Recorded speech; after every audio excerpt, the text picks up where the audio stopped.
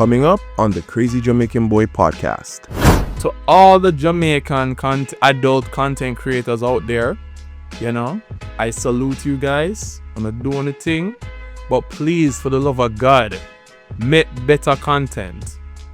I should not strain me eye them for see what I go on. I feel like if you never fucked under a mango tree, you're not say nothing.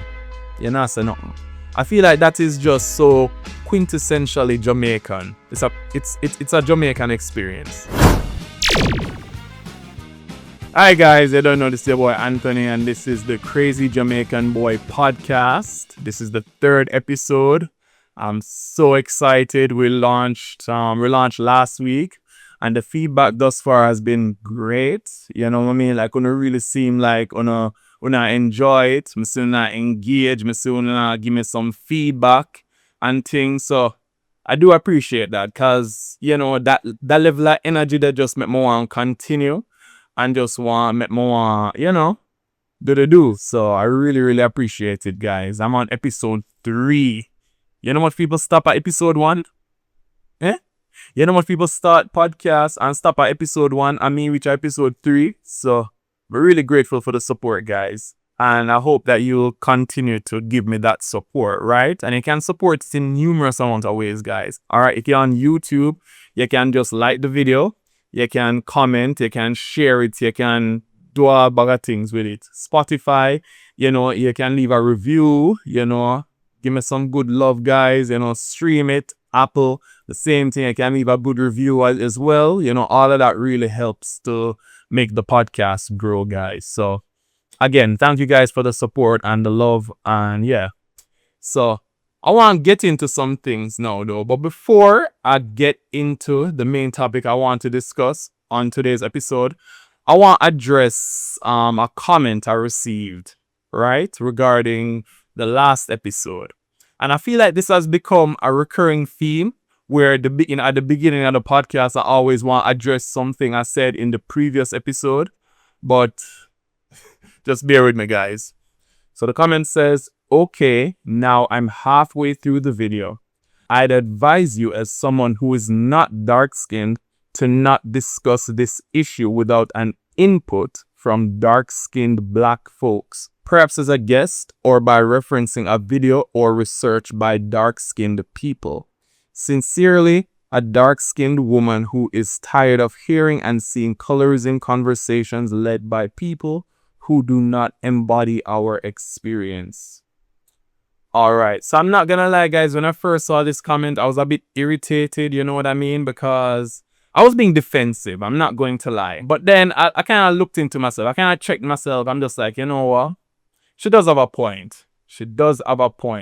It's like a whole documentary, right? Let's say a group of white guys decided to do a documentary on the black experience and the racism in America. And them not even think to involve a black person in the making of this documentary. So I can definitely see why she's a bit frustrated or a bit annoyed with what I did the previous episode. So I just want to take some time to acknowledge that. I really could have probably dealt with that matter better. Maybe I could have had a dark-skinned person, kind of help to guide the conversation. So I do take what she says. For sure, I take it as constructive criticism. But I also want to take the time to say, I'm the type of person, I don't talk about things I have no knowledge about. Right? I simply don't. So whatever you see my company and talk about, trust me, your boy doing reading. Him doing research. And him not just come and just a chat fuckery and not talk off of the top of him head. I'm not doing something there.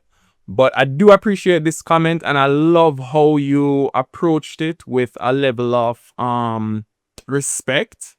I do, because listen, my opinions them can be very wild and it can be very bold and it can be very outrageous. So I don't expect everyone to agree with my opinion, right? If you disagree with my opinion, you can voice it. You can always voice it, but as long as you do it respectfully. So you see how this person did it? Loved it, right? there was no way I could attack this person because they came from a place of respect, right? So I really appreciated that, and I've extended an invite to the podcast because I do want to eventually tackle that topic, colorism in Jamaica and how it has evolved. I would love to cover something like that. And, if you're interested, I would love to have you on the podcast. All right. All right. Thank you so much for your comment. And yes, moving forward, I'm definitely going to, handle certain subject matter with more care. All right. All right. Thank you. So moving on from that, guys, I want to talk about something that I saw on Instagram. Wait, my throat dry. You know what that means. All right. So today's drink, some I have a drink where I talk the things, So for today's drink, I have this bottle of Prosecco. It's a mini bottle of Prosecco. So I think it's gonna be good. Should be enough for the glass too, right? Oi. It's a bubble like a chicken gravy. All right. So at the time, yeah. So while I pour that drink and thing, I do want to talk about something I saw. All right, and it was a bit concerning. I will say it was a bit concerning. It's about the potential privatization of the Bob Marley Beach. When I saw it, I'm not gonna lie, I was very angry. And me as a person, I love the beach, Me's not a beach person. But it's like the public can't have nothing for themselves. We can't have a beach where we as the public can just go on and we don't have to pay a cent, just go swim, have fun and be merry. We can't have that. Then just take over all of the beach themselves. I'm not sure if a lot of you guys are aware of Bob Marley Beach, but it's this beach, the Bwoy, right? It's been freely accessible and used by locals, including families and Rastafari and community members. A lot of people, like the community members, people who live there, like them whole livelihood depends on this. We have to do our part, man, and prevent this. So as of right now, it's not privatized. We still have access, public access. Anybody can go on it. For now. But we have to be careful. We have to put our P's and our Q's because we can't allow them foreign investors there and the government to take where that beach from. We can't allow that, guys. I read something, guys, and it said that like less than 1% of our beaches, are for the public. Less than 1% of the beaches. Isn't that crazy? In a little Jamaica, we're surrounded by water bodies all over the place, and literally we only have free public access to 1% of the beaches here. Come on, man. Come on, what, like, yo, this is just, I'm tired of them foolishness, eh? You have to look for pay $2,000, them the big money they just hook up on beach to kick up your foot in the sand. Come on, man. The public, we as a public, we should be able to just freely just have access to a beach without having to pay anything. When you go Brazil, you go Colombia, enough of the other country, them to them not have to deal with them problem, yeah. Sometimes me I talk to some of the people them to overseas. And then when you mention paying a fee to enter a beach, them just look on you weird. And kudos to the people them where fight the fight here. Kudos to Uno, cause me never know about this. I just 2 days ago I find out about this. And we can't allow that to happen, guys. So we need to just step up and do what we need to do as one. Alright. So the next topic. I was on TikTok and I saw this video of a girl and her man, right? And I guess they were talking about being, adult content creators, using like the OnlyFans or, them kind of site there. And me not judge nobody, Me not judge a soul how they make them dollar. Never ever gonna do that. But I do find it weird though how you have so many Jamaicans getting into the adult content industry now, than in previous times. Now, I could probably tell for myself, but I'm in a business. So, sometimes I dabble in the arts being pornography. And Especially when me in a high school. You know what I mean? Yes, mommy and daddy, if you wanna see this, I used to watch porn in high school. Yeah. And when I used to look for content, like Jamaican based content, you could have hardly find that. You could have hardly find that. There was one named Rude Jam. Shout out to Rude Jam. Yeah. That was probably like the only source of local content you could get like for porn. Right? Well, instead of saying porn, let's say adult content. Alright. Because I don't want to flag me.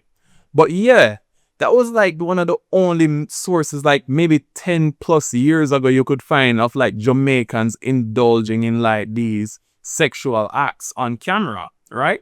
No, it just feel like everybody and their mother do it now.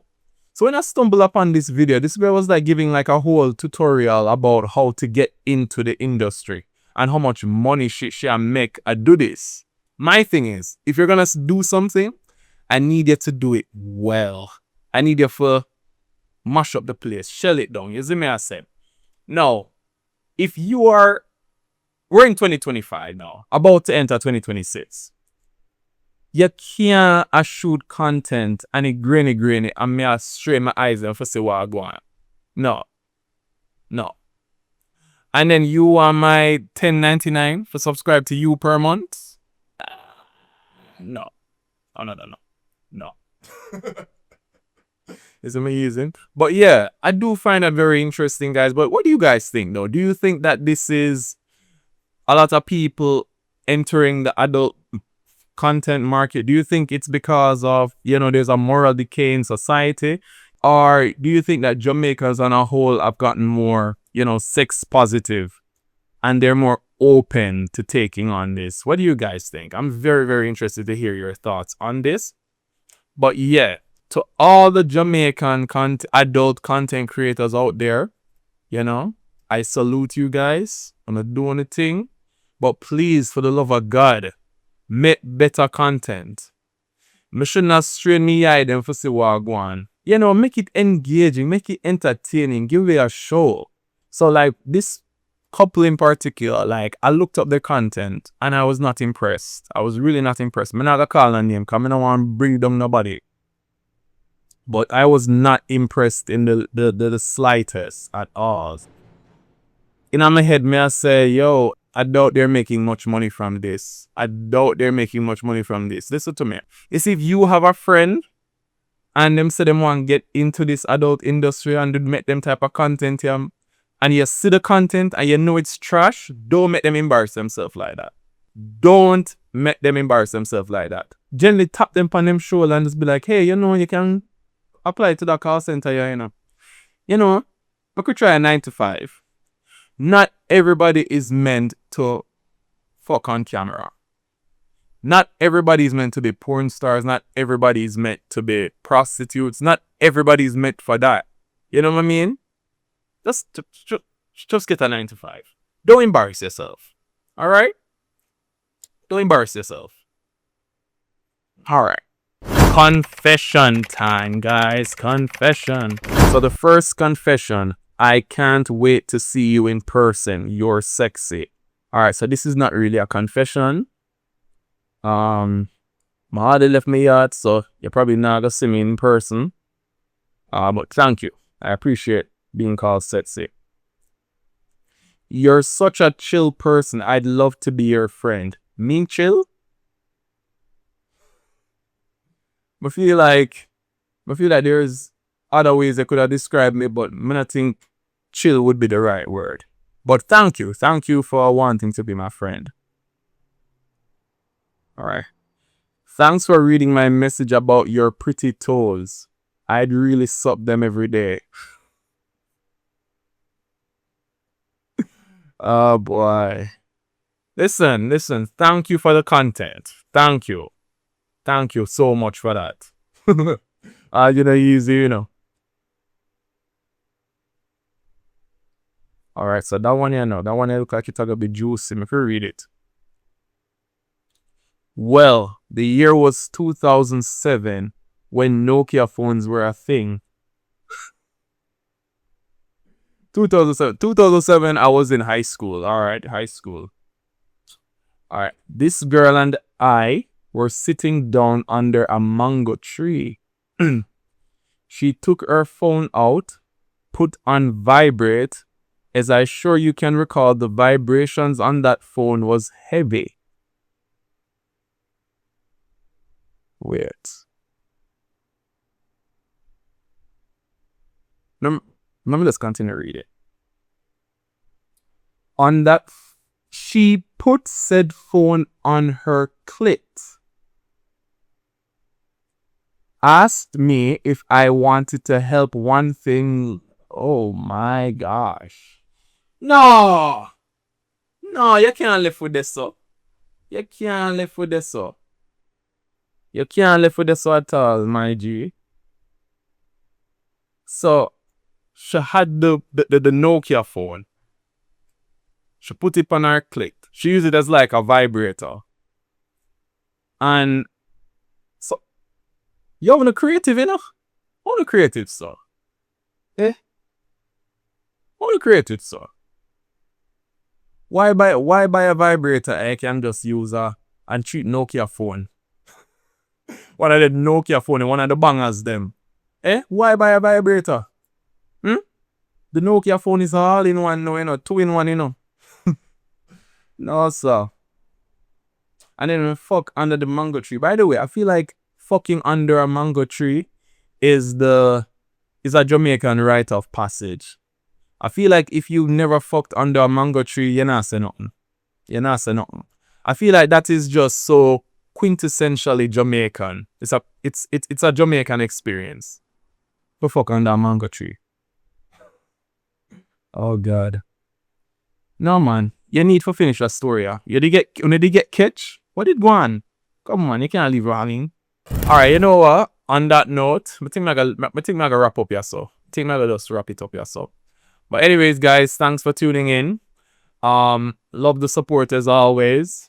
And you know, if you don't want to continue to support me, just like, share, comment, you know, leave a review, rate it, everything, guys, all in a one. Alright, guys, so bless up on yourself, enough love, ratings straight. And I'm gonna see you next week. Alright? Give thanks. Oh yeah, and this week is Christmas. Someone give I hope you guys have a Merry Christmas. Eat up a heap of food, enjoy yourself, and stay safe, guys. Alright?